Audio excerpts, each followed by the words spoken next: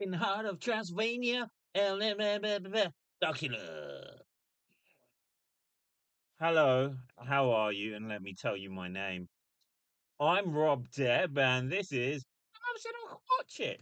And today we are discussing text, my nemesis. We are discussing Sundown, Vampires in Retreat, made in 1989 but released in 1991. For those, why? So it's a cowboy western. Is the most simplest haiku of it. Yeah, it is. Shut up. Um, a provincial, slightly Confederacy Trumpian town is become the haven for vampires all along the world. The idea being that Count Margulac, not quite Alucard, but not far off, has been trying to create a region, a haven, a sanctuary, so that vampires could live on synthetic blood rather than hunt human as prey. As part of this, scientist David Harrison has helped create a fake blood.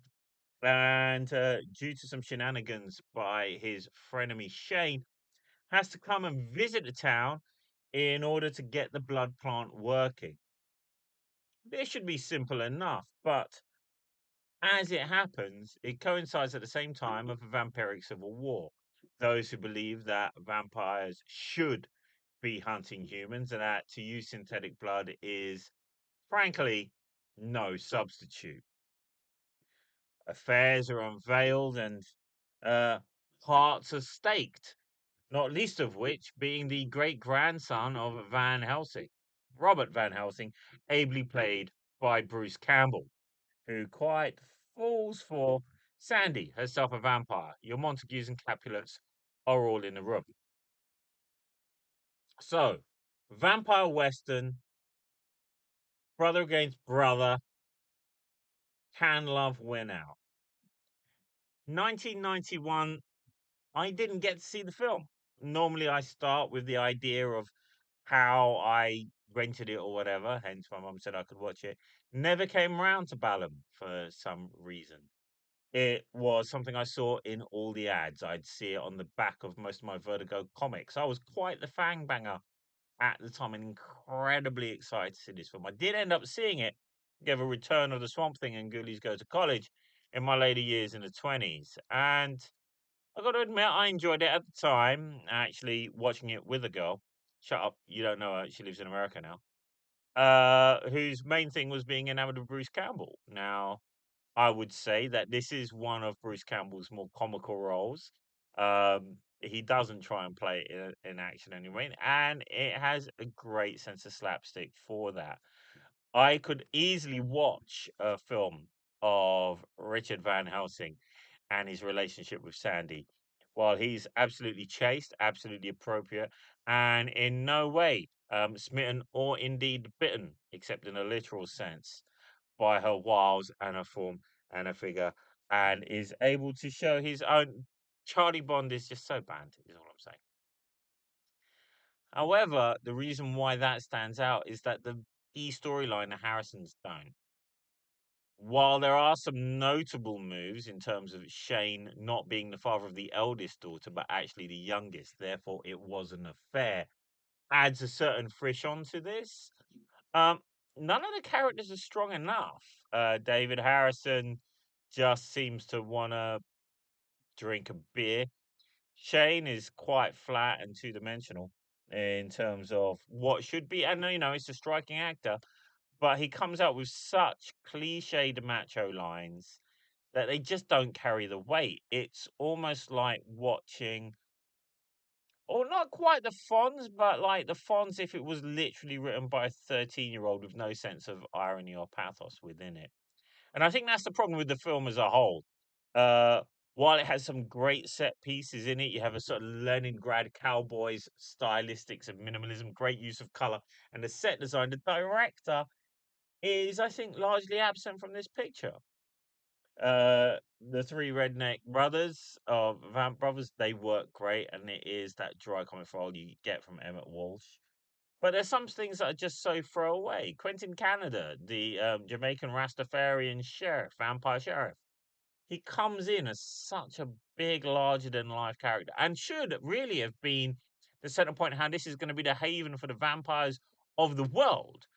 Yet, really, it's he's the and that's not just he's the only black character in the entire film. I think he's the only person who stands out outside of the white America there, completely undermining the idea that this is supposed to be a world haven.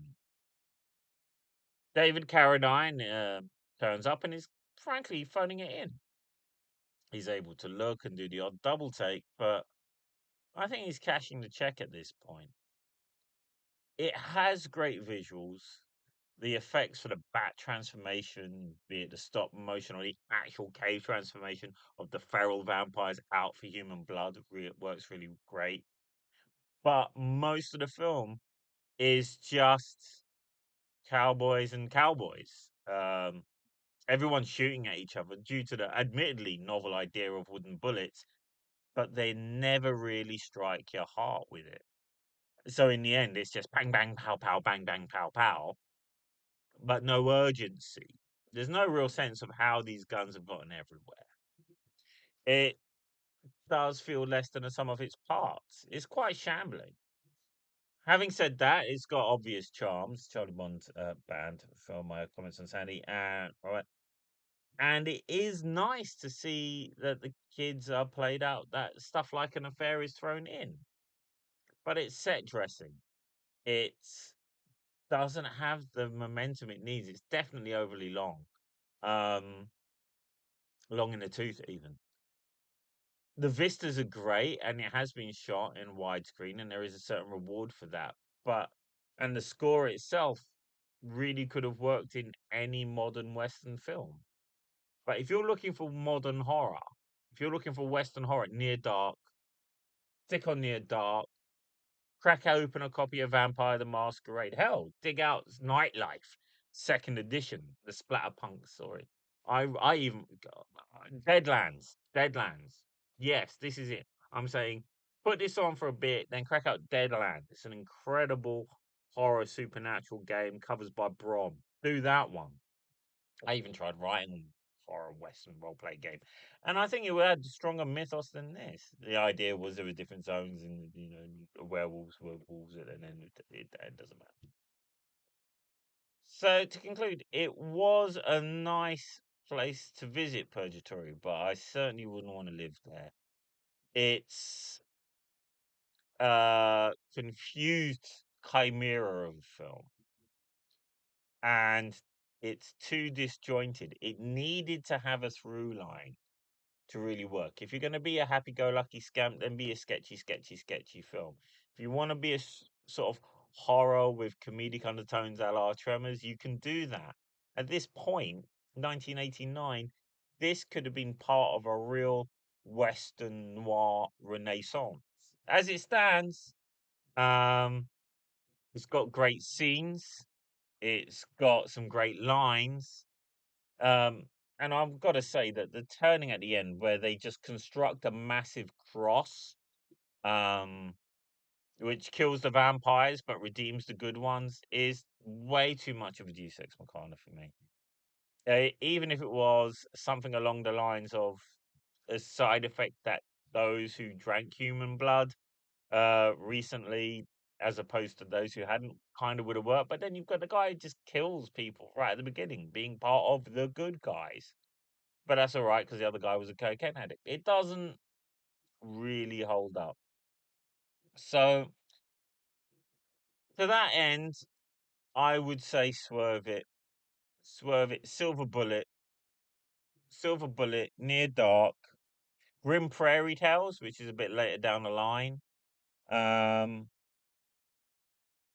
those are the films that I would say go see cat if you're looking for a bit of Western horror, a bit of a counterpoint to the Sherlockian 19th century. If you want the cowboys and high noonish at the mouth of madness, then you know there's other places to go.